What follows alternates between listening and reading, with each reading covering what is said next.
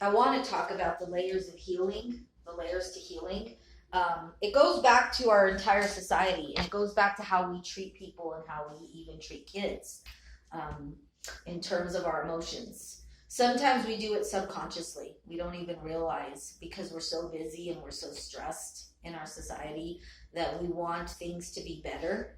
And a lot of times we protect our kids' feelings or we protect our partner's feelings because we don't want to see them sad.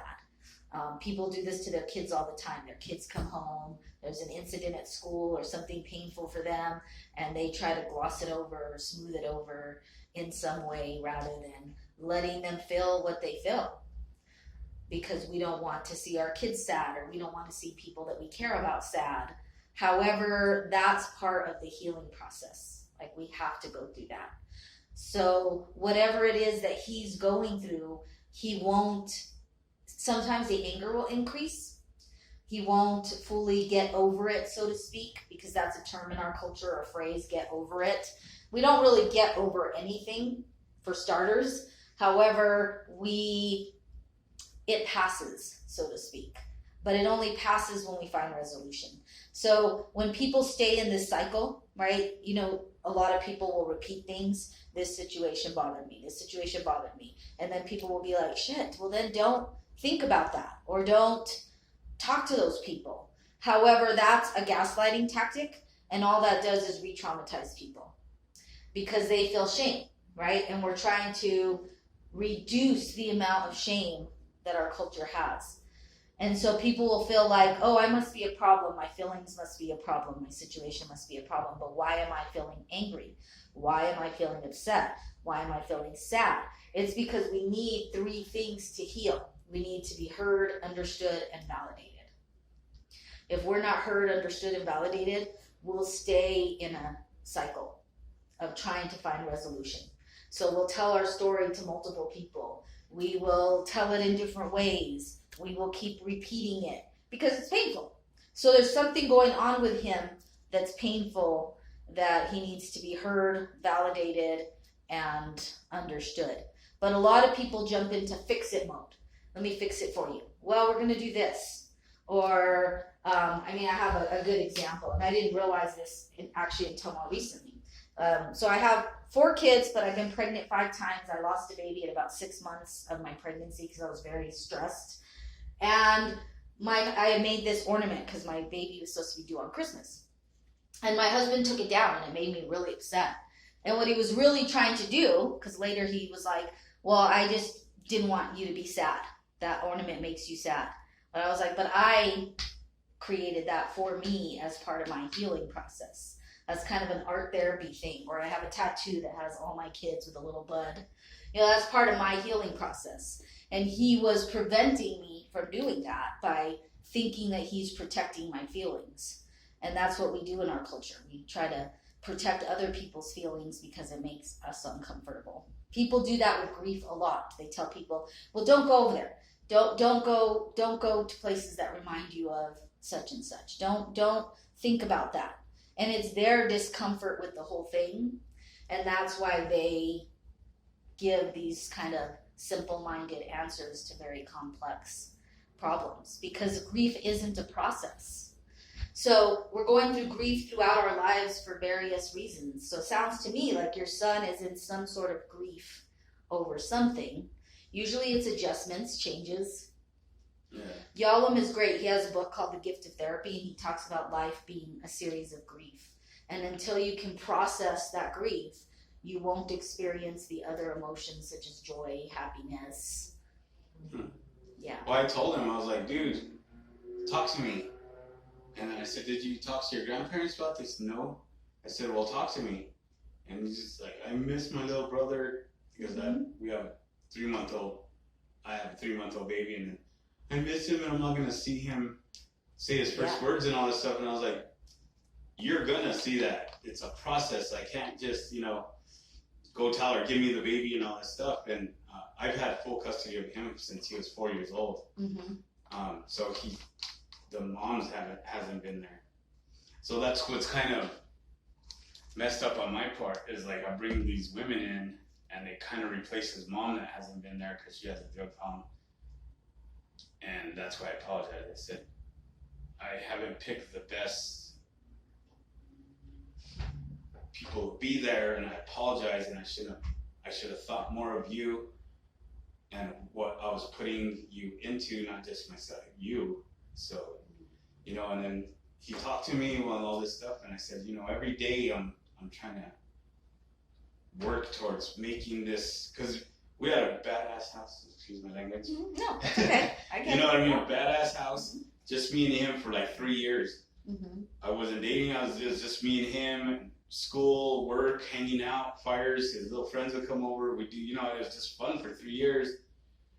This girl situation happened, and I ended up leaving this house that we've been happy in for 8 years, and we bought this new house, and we lasted 7 months in a home we bought. Mm-hmm. You know what I mean? So, and then it was like, you know what I mean? Yeah. So what he's telling you is that he's in grief over changes that have taken place, and that he's also fearful of not seeing his brother.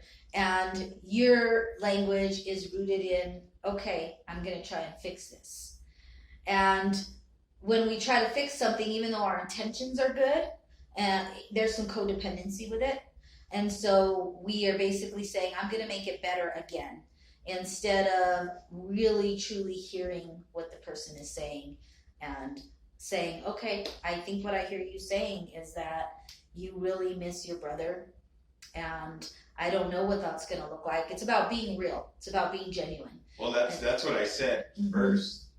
Then, hey, like every day I'm working on getting this. I think of you, everything, this. But I did at first say, like, I'm hearing you. And I said, I miss the little dude too. And I know you miss Ashley and this Faithy, which is not his blood sister, but they got close. Mm-hmm. And I know you miss him, and I told him, I'm happy you're talking to me about this. Like, you could talk to me anytime about it. Mm-hmm. And I was just like, and I even said, thank you for talking and letting me out, because it's not a good thing to hold it. You know what I mean? It isn't. And I'll talk to you about a blog that I wrote about that today. But yeah, it's really about, again, just hearing people, understanding and validating. I'll show you a great video as an example, without trying to jump into fixing it, because that's where the anger and resentment comes from. Even though, like I said, the intentions are good, but it's that whole adage of the road to hell is paved with good intentions. Yeah. Yeah, we can have all sorts of good intentions and not even realize that they're rooted in codependency. We kind of know underneath. And most people are like, I just want to be heard. I have a drawing, and it's on my website, and I do 2 different scenarios about a woman named Sarah.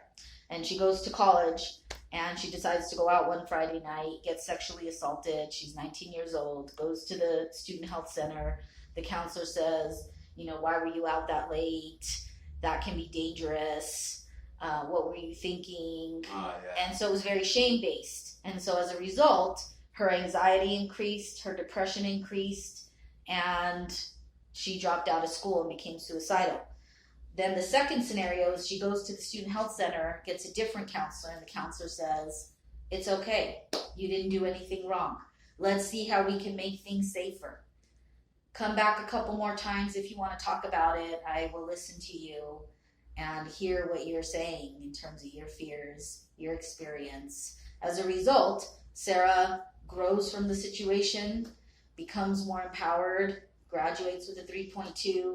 Her anxiety and depression are reduced. She feels supported and heard and validated, knows she can go back there, that it isn't a shame-based environment, and she graduates. And so it's not as complicated as we think it is. It's about not rushing to make someone feel better. Using food, using words, using all kinds of things, avoidance, because that's what we often do with people. Let me take you for ice cream. So you're not fixing things when you're doing that. You're just there. You're just there as a presence, saying, okay. That's kind of what I do as a counselor. I say, this is your experience. I'm not going to fix your experience for you because I can't. I don't know you better than you know you. Yeah. And that's what I tell my own speaking kids. So the ex I just left, she confided in me and told me like she had a lot of problems growing up, drug use, all this stuff. her parents are pretty well off. So their fix-it thing is like, let's go to Vegas. Let's go here. You want to go eat you know what I mean? So I told her that's not like helping. It's just sugar, putting chocolate. It's a distraction. It's an addiction. It's an addiction that people use to help other people feel better. Yeah. So let's go on daddy's a like trip. money. Let's. And he's all this. He even told me, I got it, man. And things happen when you know what I mean? I'm just like, you know what I mean? And it's so one time she was using, and she told me her dad took her to Vegas to get away from here, took her to Vegas. And I was like, well, what'd you guys do? She's like, we partied. And I said, so you just took it from here to here, you know? Yeah. I mean, you can go to, I don't know, you can go to Japan and your addiction is still present. You can't avoid what's happening with you internally. Some people try to run away from what's happening to them internally. It's a Band-Aid. It's like a sparkly Band-Aid. It can work temporarily, but ultimately those things are going to come back for you to process. It's part of that entire integration process that we talked about, where once you're fragmented and you're in your ego more than you are in your authentic self, you have to integrate those things. And you can move, you can go across the globe, and you still have to integrate. Well, I say you follow you everywhere. You do. You follow you wherever you go until you process all those things. And it is painful. Yeah. And it's an annoyance to other people who don't understand. It's a burden to them. It's a bother to them. It's, why can't you just do X, Y, Z? Why can't, and that's all suppression and bypassing. Yeah. The why can't you just, focus on this sparkly thing over here instead of this painful thing over here. Yeah. But you have to focus on this painful thing over here, because that painful thing there doesn't go away. Yeah. In fact, it doesn't go away until we heal it, actually at 4 levels. So all things must be healed at the spiritual level before it ever reaches the physical. So it must be healed spiritually, emotionally, and mentally first. So this that I have up there, it's all rooted in our childhood. So Imago is another word for image. We went over this on Saturday. So we do this polarity thing with our relationships. So based on our attachment to a parental figure or a caregiver early on, that birth to age 7 thing, we have experiences. And so then we attract the opposite to heal. That's kind of that adage of the soulmate or the twin flame. Yeah. That you need that mirror to see where you're deficient so that you can become whole again. And so we try to heal it. And I'll show you the video on Imago. It's great. It's like about 5 to 7 minutes where she talks about it. So certain people are an Imago match for us. Not many. Usually 2 or 3, maybe in a lifetime, maybe 4. They're people who are marriage material for us. So it's like the smell of the familiar is what she refers to it. And that's the person we want to be with, because that's the person that mirrors the things that we need to heal. So as much as we might resist that, and as much as we might feel irritated by that, we are also drawn to that. So it's almost like how a bug is drawn to the light, but then the light zaps it and it flies away, but then it comes back to the light. Yeah. It's like it knows that there's something there that it needs to resolve. And so this person often attracts this person. Well, not often, a lot. I see it happen a lot. And so the resistant person, and we give narcissism a bad rap, but we all have some narcissism in us. Otherwise, we'd be a spineless snake. We wouldn't have a spine. We have to set boundaries with people. We have to have some level of a no and a hard boundary in our lives. Well, someone said, like, on Facebook the other day, I'm always putting myself out there and getting run over and all this stuff. It's time for me to start taking care of myself and thinking of me. And then someone said, what a narcissistic statement. And I was like, what the hell? Like, for someone to you have to take care of yourself first before you could, be a healthy person first before you can go out there. And it just tripped me out that someone said, like, and I was like, this person's tired of being run over and is finally saying, I need to take care of myself first. Yeah, there's a lot of confusion around a lot of these sayings that I see on social media as well. We do have to love ourselves. We do have to take care of ourselves. However, because of the nature, and I have a little blog on this, because of the nature of our society, which is a capitalist society, Karl Marx talked about this. We focused more on the I, meaning that it's like I have to do what makes me happy, even at the expense of whatever. And so that can get confusing because really what we're focused on is a team, and we've lost that. We've lost that team mentality in our culture. So there is a disparity between voice, power, and value. And so when people do run all over you, you do have to set a boundary, and you have to rear the narcissistic part of you that says, no, I am at my capacity. I can't do anymore. This needs to be a two-way street relationship. So I think what that person's trying to say is, I have had a lot of relationships where I've given more than somebody else has. This isn't an equal team.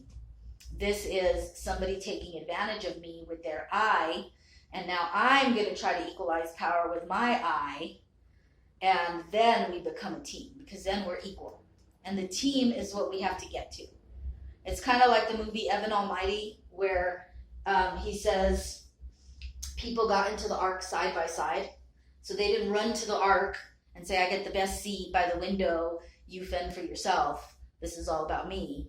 He said, we got into the ark side by side, meaning that we're a team, we're equal. Yeah. But if somebody has taken advantage and you didn't say no because you were people pleasing, then you have to own that you were people pleasing and it was part of your trauma response that started in childhood. And then you have to start saying, wait, no, I helped you move and then you called me. Or then I called you and you said, no, you were too busy. So that's a problem. We're not, not that somebody has to be available all the time, but if it's a pattern where it's highly imbalanced, then you need to equalize that. Yeah. And say, yeah, we're a team. Because I know this person, she's like really giving and all this stuff, and she says, time to worry about my physical, I'm going to start working out, my mental, this and that. And this dude said that, and I was like, and she's like, right on, thanks for the support. And I was like, yeah, hey, man, I said, do you heal whatever you need to heal, do whatever, like, if you want to come work out with me and all this. She's like, thank you. And this dude is just like, you know what I mean? Yeah, he's judging, it sounds like, to me. I mean, without judging him, it sounds like he's judging. It's just the language that we use. Most people don't understand. They know that they haven't been treated well. Mm-hmm. They know that they've given more. They know that they haven't been taking care of themselves, and then they just start to empower themselves so they can equalize. Yeah. Because it's like a scale, and we have to bring the scale to an even. Well, to me, it was more of the, if you don't have nice to say, shut the hell up. To me, it's like, there's no reason. If you're not going to say, good for you, girl, like, hope you get healthy, blah, blah, blah, and say something, like, empowering to her, then shut the hell up. Like, I pretty much told him that. I was like, and, you would probably say, well, he's good. And I was just like, if you don't have something cool to say, there was no reason to be. It was real negative, so. Yeah, exactly. It really just didn't involve him. Exactly. Yeah, he just like, didn't need to offer there's some things I don't agree with, and I'm just like, yeah. There's no reason for me to, start some stupid, like, little battle. It's like, nah, I don't agree with it, this, and just keep going. But it's like, to me, it trips me out that someone thinks they have to go on there and put their little freaking thing on there and make somebody down. Yeah, you know what I mean? Yeah. And the way I gauge it is somebody doing something at somebody else's expense? Me drinking water and taking care of myself isn't doing so at somebody else's expense. Me exercising isn't doing so at somebody else's expense. Me eating healthy isn't doing so at somebody else's expense. It's doing it so that I can be the best version of myself, which helps everybody. So when we're the best version of ourselves, it helps everybody. It's not narcissistic. What is narcissistic is the lack of vulnerability, having tons of shame, and I don't feel worthy as a self-protection. That's all narcissism is. Taking care of ourselves isn't narcissism. Doing things at other people's expense Now that can be narcissism. So doing things at our planet's expense, let's say. So let's say I just like go out and I just throw this water bottle into the ocean. Well, that's at the planet's expense, and then ultimately it creates a karmic cycle because it's at our expense, because it comes full circle, right? The fish eat it, we eat the fish. You know, we don't realize that these things come full circle, and then we end up just hurting ourselves.